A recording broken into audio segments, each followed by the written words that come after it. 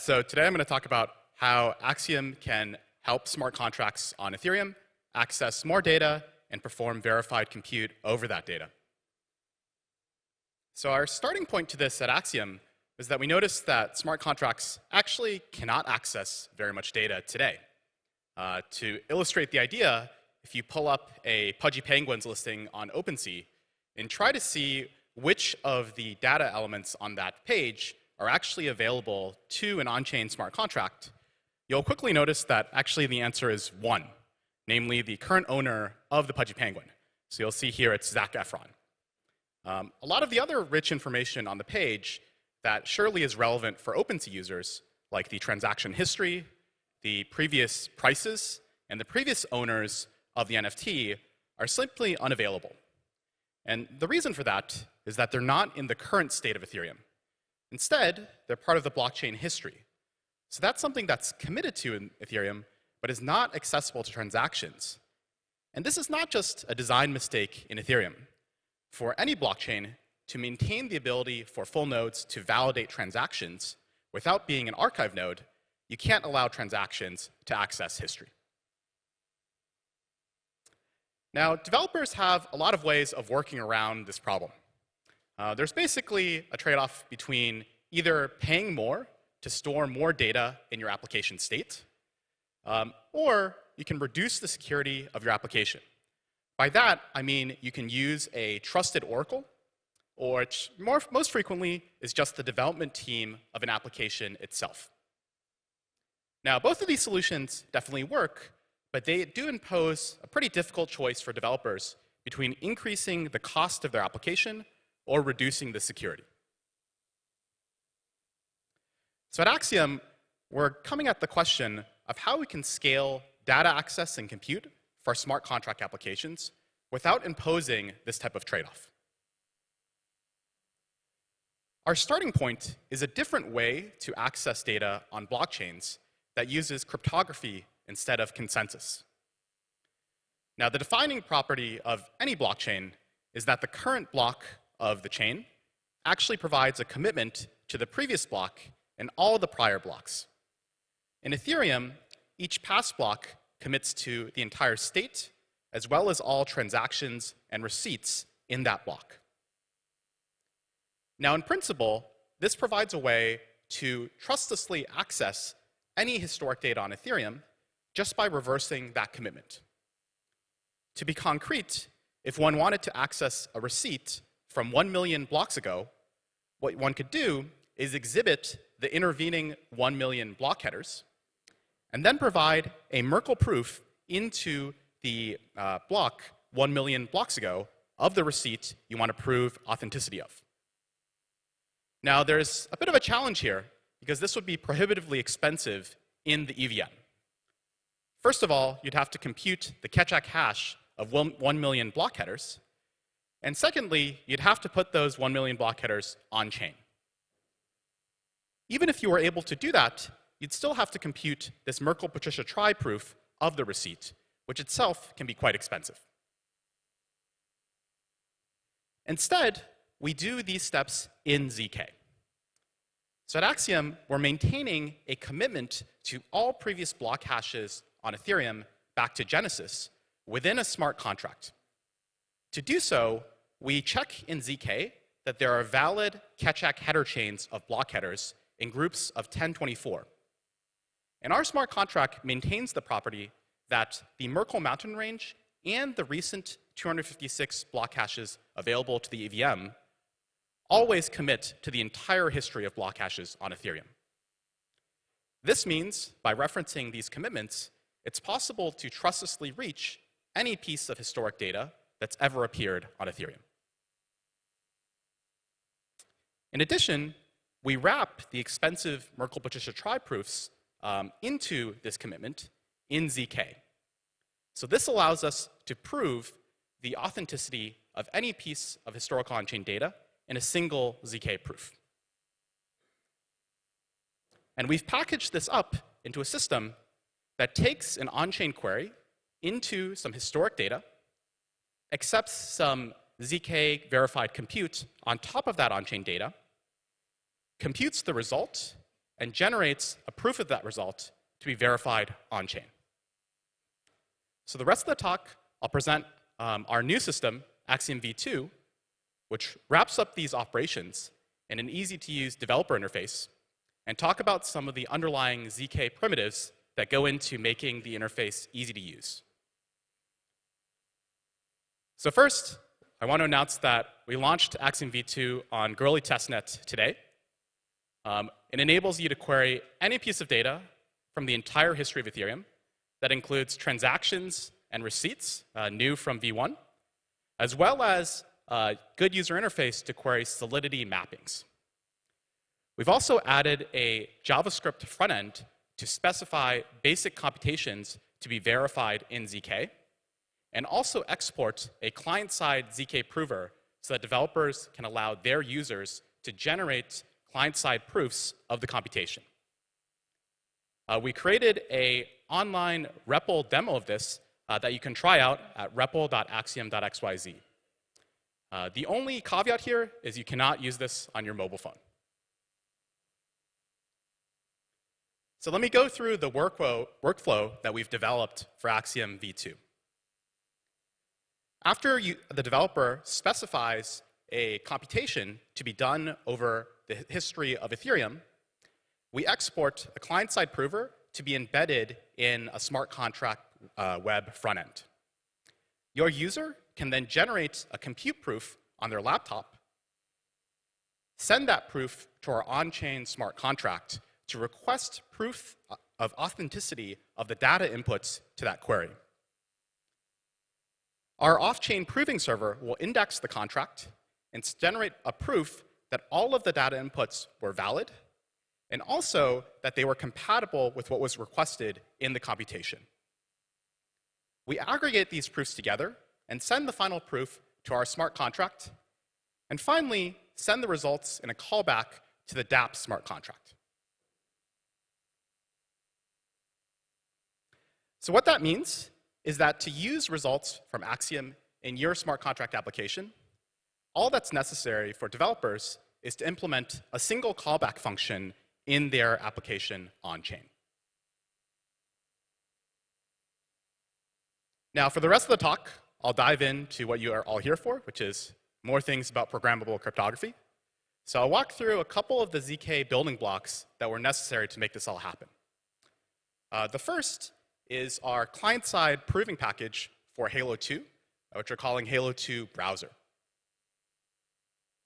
The flow that we wanted to enable with this is to allow developers to write a custom ZK circuit in a JavaScript embedded DSL to specify just the computational logic in their application.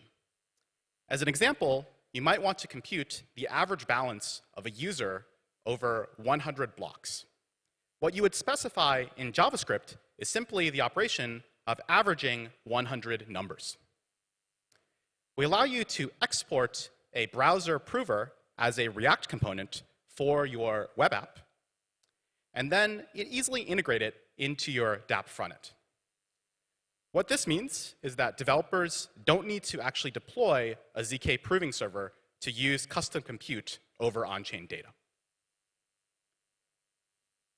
To make this happen, we had to build WebAssembly bindings for the Halo 2 proving framework we use that's written in Rust. We export a Halo 2 WASM object in Rust that actually allows you to very easily build ZK circuits in Halo 2 that can be exported to the browser. For those of you that have used Halo 2 before, with this object, you can follow kind of the exact same workflow you're used to for building Halo 2 circuits, and it will simply compile to WASM without a lot of the intermediate steps that preceded this. We created a TypeScript wrapper for this package that enables this to be used from within Google Chrome and Safari. And for the Axiom-specific functions, we've plugged this in to our Axiom SDK. And finally, you can see this whole package used live on the internet at Halo 2 REPL, which is a browser-based REPL we built on top of this to illustrate these tools. The whole system is open source at the repo shown on the slides, and we're really excited to take PRs from the community to improve browser proving support for Halo 2. Finally, we've packaged this up into a REPL interface to actually access components from Axiom. We're calling that Axiom REPL. You can try it out at repl.axiom.xyz. In addition to the basic compute components available in Halo 2 REPL, we've added functions so you can access the entire history of Ethereum. Things like get account, get transaction, or even get solidity mapping.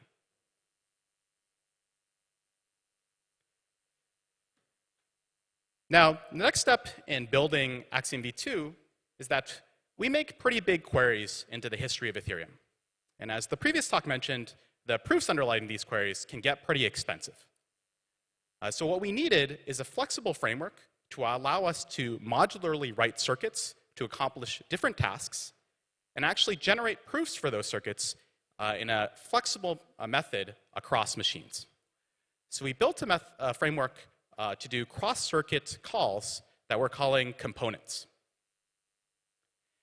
So a component is simply a ZK circuit whose goal is to output what we're calling a virtual table. Now, a virtual table is a commitment to a list of key value pairs that are supposed to be the values of a functional table. As an example, you might think that the keys are variable length inputs to the Keccak hash, and the values are the results of those hashes. So the logic of a virtual table can be completely arbitrary, but we just require that the input could be variable length, and the output must be fixed length. Additional aspect of components is that they can use promises that are proven by other components. What that means is as public inputs, they can take in asserted commitments to other virtual tables that are to be checked against those virtual tables in an aggregation process. We allow the constraints within a component to read from these promise calls using a dynamic lookup process. So just to give an illustration of how this works in our system, let me show how components are used for us to access historic on-chain data. So as I said earlier, developers can specify a compute circuit to say what they want to do on top of the on-chain data reads. Under the hood, this compute circuit is making promise calls to different circuits to authenticate previous pieces of on-chain data. Now, this breaks up into 6 types for us. This is pieces from the block header, account, storage, solidity mappings, transactions, or receipts. Now, each of those subcircuits actually makes heavy use of the Keccak hash, as was noted in the previous talk as well. We delegate the computation or the verification of Keccak hash invocations to a special aggregate Keccak component. This allows us to keep all of our uses of Keccak in a single circuit that aggregates different Keccak tables that can be proven on different machines. What that means is that if we have a dynamic number of queries into accounts or storage or transactions, we can still share the uses of Keccak and amortize that in a single table. And finally, we use aggregation to make sure that all of the assertions made by all of these components are actually compatible with each other. So in this way, we can write a pretty flexible system to make arbitrary calls from the compute circuit. Today, we're offering these calls to historic on-chain data, but you might imagine that in the future, we could offer arbitrary computations in this middle column. Things like signature verification, or even potentially computations like machine learning algorithms. Finally, the last piece I want to talk about is we incorporated a new concept called universal aggregation into our aggregation step. Now, as a review, traditional aggregation, it means that you can write a ZK circuit that takes in as public inputs any number of proofs for other circuits, and as constants remembers the verification keys of those circuits. Now, the vanilla aggregation will take in these proofs and verify them subject to a deferred pairing check. In this way, we can take multiple proofs and reduce their verification to the verification of a single proof. Now, our new version, we've integrated this operation of universal aggregation thanks to Han, who's in the back of the audience. What this does is change the fixed verification keys to variable inputs to the circuit. Subject to certain constraints on layout, we're able to have our aggregation circuit check that the input proof 1 actually is a valid proof subject to the variable vkey 1. And the same statement for input proof 2 and variable vkey 2. In addition, we need to have a commitment to all of the vkeys and the aggregation structure in order to remember what it was that we actually aggregated. This allows us to have a much more flexible circuit design for interfacing with our on-chain contracts.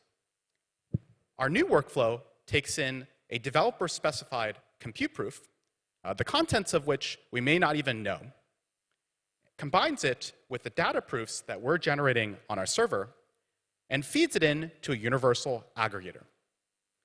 What we get out is the aggregate proof, which is in a format which can be verified on the EVM, together with a unique identifier of the complete circuit structure, the complete aggregation structure, and all of the vkeys that have appeared in the whole process.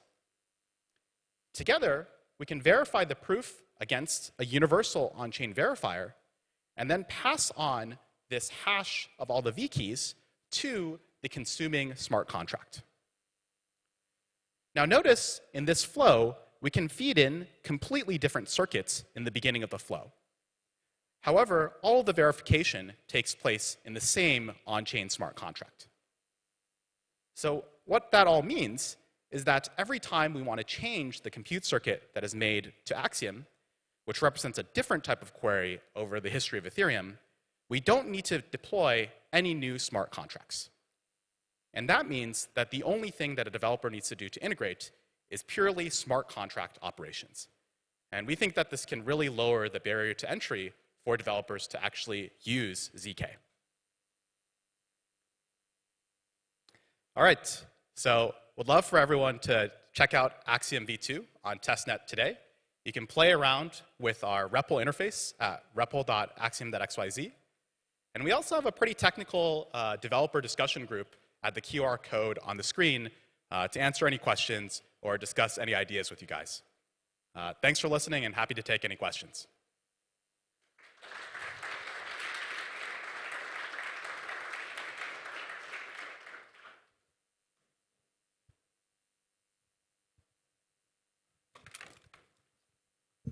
Thank you. Wonderful job. My question is about gathering proof or historical data from multiple chain. Is it possible in the future maybe, or in currently, proving data from Ethereum ledger and maybe from layer 2 or any other ledger to prove that some related transactions are, for example, happened in the past in different chains? Yeah, I think the question is about whether you can apply something like this for cross-chain or cross-roll-up proofs. For example, verifying on an L2 that a transaction happened on L1. It's definitely something we're working on internally, and we'll have more to share about that pretty soon. Sweet. Time for maybe 1 or 2 more questions.